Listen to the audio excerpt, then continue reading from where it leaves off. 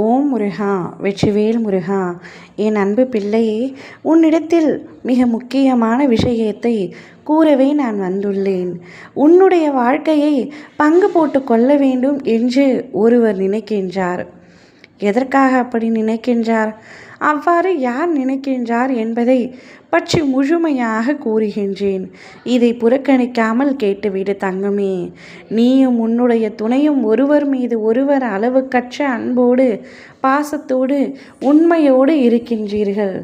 ஆனால் நீங்கள் இருவது இவ்வளவு உண்மையாகவும் ஒற்றுமையாகவும் இருப்பது ஒரு சிலருக்கு பிடிக்கவில்லை.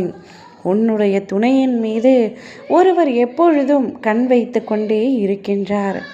அவரை எப்படியாவது தன்னுடைய வாழ்க்கையில் ஒரு சிறு பகுதியாக நினைக்க வேண்டும், அவர் நம்மீது கவனம் செலுத்த வேண்டும் என்று ஒருவர் நினைக்கின்றார்.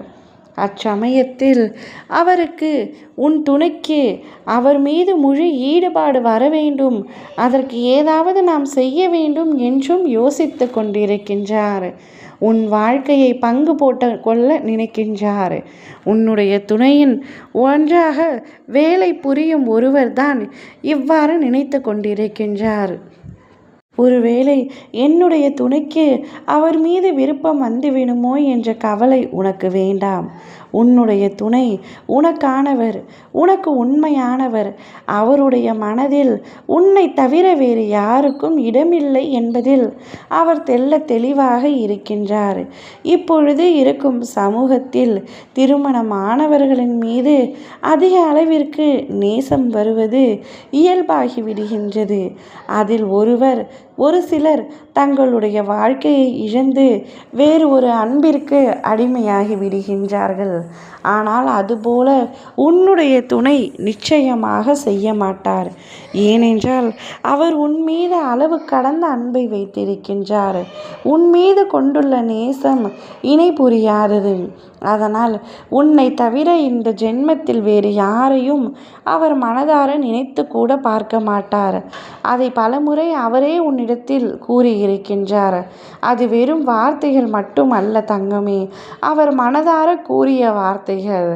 அது அவருடைய பொறுப்பும் கூட. அவர் தவறு செய்யாமல் இருந்தால் அவருக்கு நல்லது.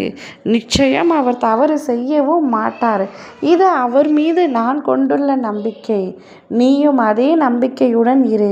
தப்பி தவறியும் நீ அவரை சந்தேகப்பட்டு புறக்கணித்து விடாதே. உன்னுடைய துணை உனக்கு உண்மையாக இருக்கின்றார் 100%. நீயும் அப்படித்தான் இருக்கின்றாய்.